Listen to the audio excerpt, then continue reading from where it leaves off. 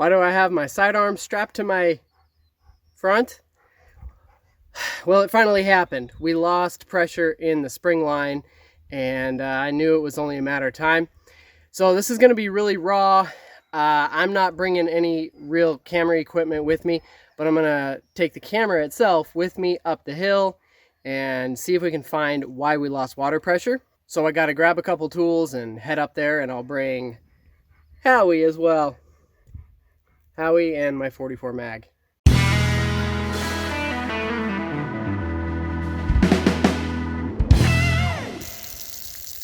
Alright, so that's hilarious. I got all the water pressure back and I haven't even left the backyard yet. So I think this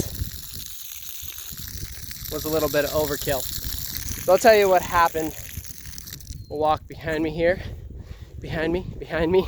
This is where we keep the first filter, right here at the edge of the lawn. And it was plugged up. It was just needing to be cleaned. And I've gone a couple weeks without doing it.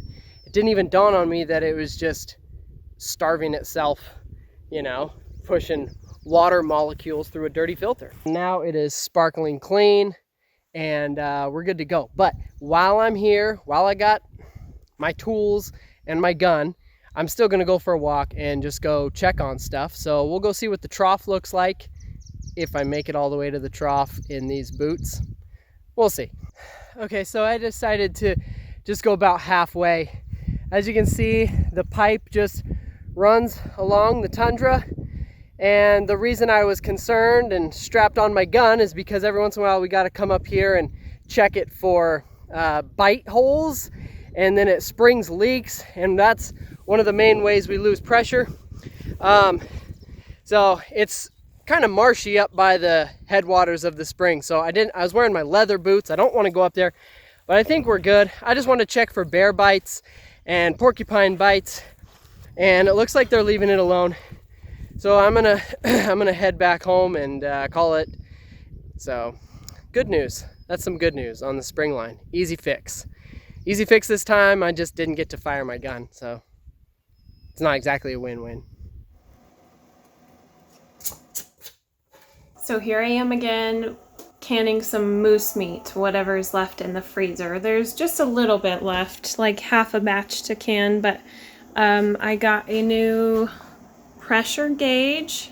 See, it says 0, that's what it's supposed to say. Zach installed that, and I'm ready to give it a shot. Hopefully this time it works out. If not, maybe I won't be canning moose again anytime soon. There they are. Guess what? It worked. I'm pretty excited. So my rhubarb plant is ginormous. I've never seen it this tall, and I don't know why it happens to be so happy this year. So I'm just gonna cut some off and harvest it, put some in the freezer for later this summer, different desserts. I gotta find something that tastes good, so we'll see if I come up with anything. If you're new to rhubarb, don't eat the leaves. They're poisonous, but otherwise it's really easy. I think you can twist it too, but I'm going to use a knife to cut it off at the base and get rid of the leaves, and then go chop it up. I don't know what variety this is, but I try and cut the ones that are more red. Some of these are pretty green. I think the red ones, they look prettier, but I think they also taste better.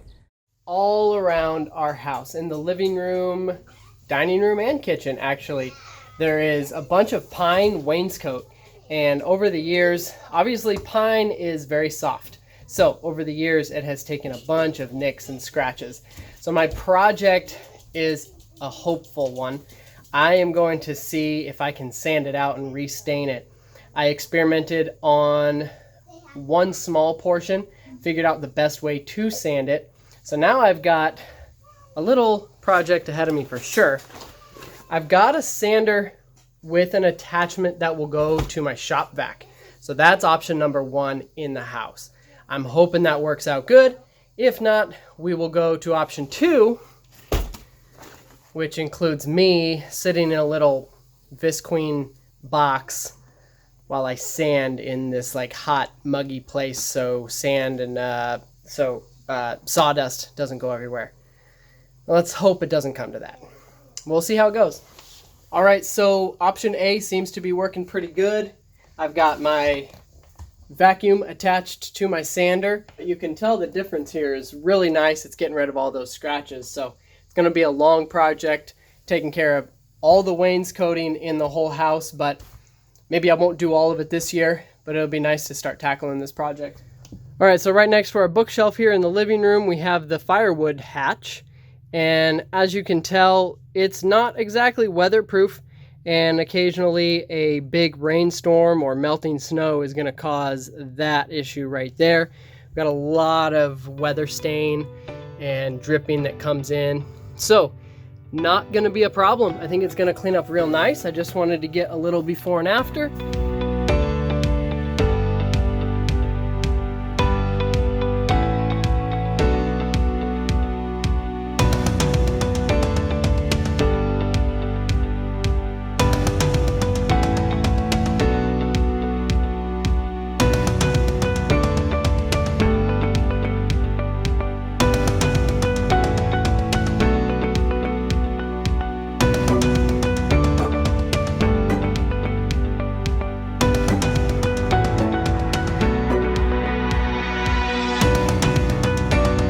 It is a chilly morning here in Alaska, and we've got to get doors and windows open so we can get a draft in here and ventilate the house as Alyssa starts to stain the wainscot.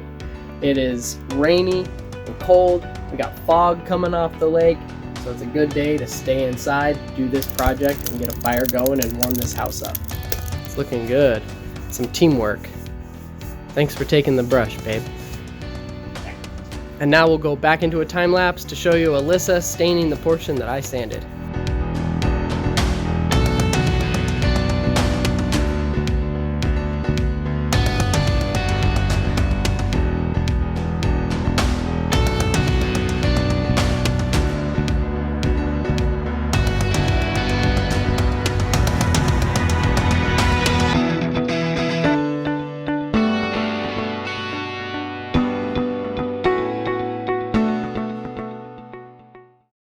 And action!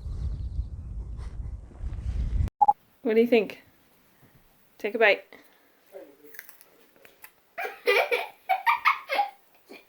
So, what's wrong? It's so sour. Claire, what about you? It's fine. You like it? Mm-hmm. Huh, cool. Bramante Brothers.